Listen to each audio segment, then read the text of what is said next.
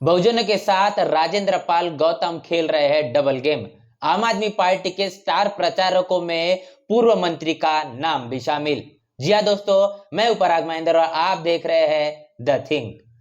बाबा साहब के नाम पर भावुक हो जाता है बहुजन समाज। आखिर क्यों मनुवादी पार्टियों के दलित नेता बहुजन समाज को कर लेते हैं भ्रमित। साथियों, ये तमाम तरीके के बड़े सवाल देखने को मिल रहे हैं। आखिर ऐसा क्यों? क्योंकि ट्विटर पर आम आदमी पार्टी ने अपने स्टार प्रचारकों की लिस्ट जारी की है। सबसे दिलचस्पी वाली बात है कि वर्तमान में एक 22 प्रतिज्ञाओं को लेकर तमाम तरीके के जो विवादित विरोध जो चल रहे थे, ऐसे में ही राजेंद्र पाल गौतम साफ तौर पर इन तमाम विरोधाभास में लगातार फंसे हुए थे, चर्चाओं में थे। लेकिन ऐसे में जब आम आदमी पार्टी अपने आने वाले एमसीडी चुनाव को लेकर अपने स्टार प्रचारों की लिस्ट जारी करती है, तब देखने के बाद में आश्चर्य हो जाता है कि इन तमाम स्टार प्रचारकों की लिस्ट में भी राजेंद्र पाल गौतम इनका नाम शुमार हो जाता है। साथियों, राजेंद्र पाल गौतम जो आम आदमी पार्टी के अंदर में मंत्री रहे, इन्होंने जब 22 प्रतिज्ञा लेने के बाद में आम आदमी पार्टी ने इन तमाम 22 प्रतिज्ञाओं को लेकर संज्ञान जारी किया। इन्होंने कहा कि आम आदमी पार्टी का खास तौर पर राजेंद्र पाल गौतम को कहना था कि जिस तरीके से आपने 22 प्रतिज्ञा ली है, ये 22 प्रतिज्ञा हिंदू धर्म के कारण या हिंदू धर्म को भावनात्मक रूप से क्षति पहुंचाती है और इसीलिए आपको अपने मंत्री पद का इस्तीफा देना पड़ेगा। और जिस तरीके से इन्होंने आम आदमी पार्टी ने राजेंद्र पाल गौतम पर जो सवाल उठाए, उसके बाद में राजेंद्र पाल गौतम इन्होंने साफ तौर पर अपना इस्तीफा भी दे दिया। लेकिन चौंकाने वाली बात यह है कि जब आम आदमी पार्टी ने राजेंद्र पाल गौतम इनको अपने पार्टी से निकाल दिया, उसके बाद में राजेंद्र पाल गौतम इन्होंने इस्तीफा भी दे दिया, तो एमसीडी चुनाव जो दिल्ली में होने वाले, आखिर इन चुनाव के स्टार प्रचारकों की लिस्ट में राजेंद्र पाल गौतम इनका नाम आखिर क्यों शुमार है? सवाल यहां पर यह उठता है कि राजेंद्र पाल गौतम इन्होंने बड़ी ही खंभीरता के साथ में, बड़ी तटस्थता के साथ में अपनी बात यह कह रहे थे कि उन्होंने किस तरीके से अपने मंत्री पद को लात मार दिया है और वो इस देश के अंदर में खास तौर पर बहुजन समाज के तमाम तरीके की समस्याओं का निवारण करने के लिए अब मैदान में आ चुके हैं। वो किसी से रुकेंगे नहीं, किसी से झुकेंगे नहीं। वो सिर्फ और सिर्फ इस देश के अंदर में बहुजन समाज बनाना चाहते हैं, प्रबुद्ध समाज बनाना चाहते हैं, इस देश का प्रबुद्ध भारत बनाना चाहते हैं। इन तमाम तरीके के वादों को लेकर वो अपने मंत्री पद को लात मारने के बाद में लगातार सोशल मीडिया पर चर्चित है कहना चाहिए। और इसके बाद में जब आम आदमी पार्टी अपने स्टार प्रचारकों की लिस्ट जारी करती है, उसमें उनका नाम शुमार हो जाता है। यहां पर सवाल यह उठता है कि जब उन्होंने इस्तीफा भी दे दिया, समाजवादी पार्टी ने उनका इस्तीफा स्वीकार भी कर लिया, तो आखिर ऐसा क्यों हुआ? क्या राजेंद्र पाल गौतम ये बहुजन समाज को कहीं ना कहीं भ्रमित करना चाहते हैं? यहां पर ये सवाल खड़ा होता है। या फिर जिस तरीके से राजेंद्र पाल गौतम को लगातार जो मीडिया है, सोशल मीडिया ये सवाल कर रही थी कि आखिर आपने आम आदमी पार्टी की प्राथमिक सदस्यता को क्यों रद्द नहीं कर दिया, प्राथमिक सदस्यता क्यों भंग नहीं किया। लेकिन तमाम तरीके के ऐसे सवालों पर राजेंद्र पाल गौतम की चुप्पी लगातार बनी रही। जब तमाम तरीके के मीडिया जब बहुजन समाज को लेकर या साथ ही खास तौर पर कहना चाहिए कि राजनीति को लेकर जब राजेंद्र पाल गौतम इनसे सवाल कर रही थी, तो राजेंद्र पाल गौतम इनका यह कहना था कि मुझे राजनीति से संबंधित कोई सवाल बिल्कुल ना करे। लेकिन इन तमाम तरीके के विवादों के बाद में जब सवाल वो करना नहीं चाहते राजनीति को लेकर या जवाब नहीं देना चाहते राजनीति संबंधित, जब वो खुद एक राजनेता है, उसके बाद में ये भी कहना चाहिए कि वो सिर्फ और सिर्फ बुद्धिज्म को लेकर ही सवाल का जवाब देना चाहते हैं, जब उनका आम आदमी पार्टी से कोई संबंध नहीं है, आम आदमी पार्टी से कोई ताल्लुकात नहीं है, ऐसे होने के बावजूद भी आखिर इन एमसीडी के चुनाव में स्टार प्रचारकों की लिस्ट में इनका नाम क्यों शुमार है?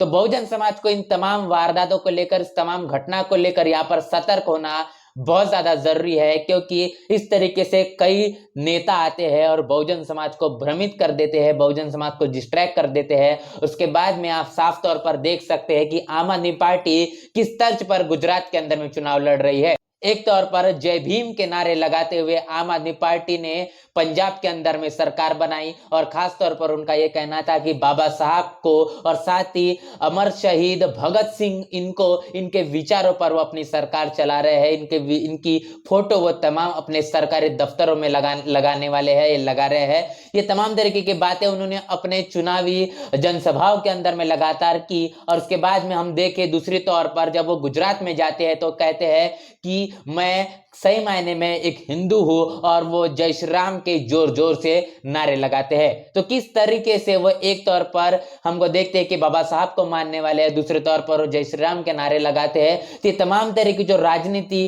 करने का काम अरविंद केजरीवाल यहाँ पर साफ तौर पर कर रहे हैं, तो आप समझ सकते हैं कि वो किस विचारधारा के पक्षधर है, वो किस विचारधारा को मजबूत करना चाहते हैं। एक तरफ पर वहां पर बाबा साहब का नाम लिया जा रहा है, दूसरी तौर पर वो कहते हैं कि नोटों पर गांधी जी के साथ में लक्ष्मी और गणपति जी की भी फोटो आना चाहिए। इस तरीके से बयानबाजी लगातार अरविंद केजरीवाल दे रहे हैं और आप साफ तौर पर देख सकते हैं कि भारतीय जनता पार्टी इस देश के अंदर में अगर हिंदू राष्ट्र लाना चाहती है, राम राज लाना चाहती है, दूसरी तौर पर कांग्रेस ये चाहती है इस देश के अंदर में मनुस्मृति लागू हो जाए, कहीं ना कहीं साफ तौर पर नहीं कहती लेकिन अंदरूनी तौर पर वो कभी भारतीय संविधान को सरकार में रहने के बाद लागू नहीं करती, उसको अमल में नहीं लाती। उसके बाद में यहां पर आम आदमी पार्टी को एक विकल्प के तौर पर कहीं ना कहीं बहुजन समाज देख रहा था, लेकिन बहुजन समाज के माध्यम से जिस तरीके से हम देख सकते हैं कि अरविंद केजरीवाल के जो नए नए बयान आ रहे हैं, इन बयानों से साफ तौर पर यह साबित हो जाता है कि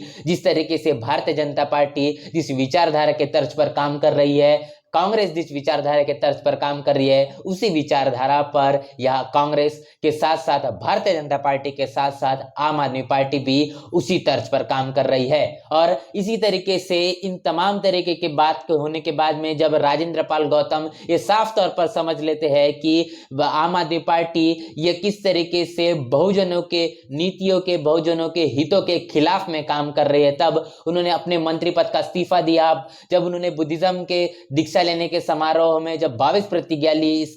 इसके विरोध में जब आम आदमी पार्टी आ जाती, तब उन्होंने अपने मंत्री पद का इस्तीफा दे दिया। लेकिन तमाम वारदातों के बाद में जब स्टार प्रचारकों की लिस्ट में कहीं ना कहीं राजेंद्र पाल गौतम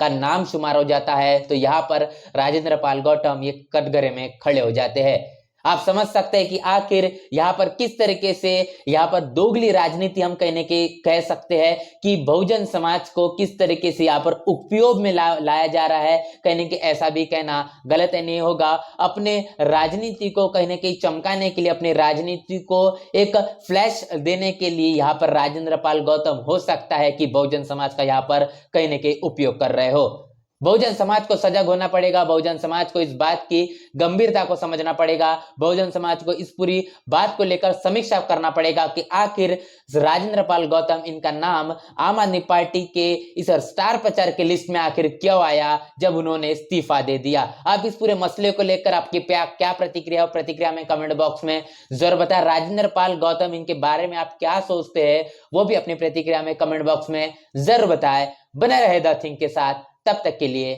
जय भीम, जय भारत। बहुजन विचारधारा को घर घर तक पहुंचाने के लिए हमारे YouTube चैनल को सब्सक्राइब करें, लाइक करें, कमेंट करें, शेयर करें और बेल आइकन की घंटी दबाना ना भूलें।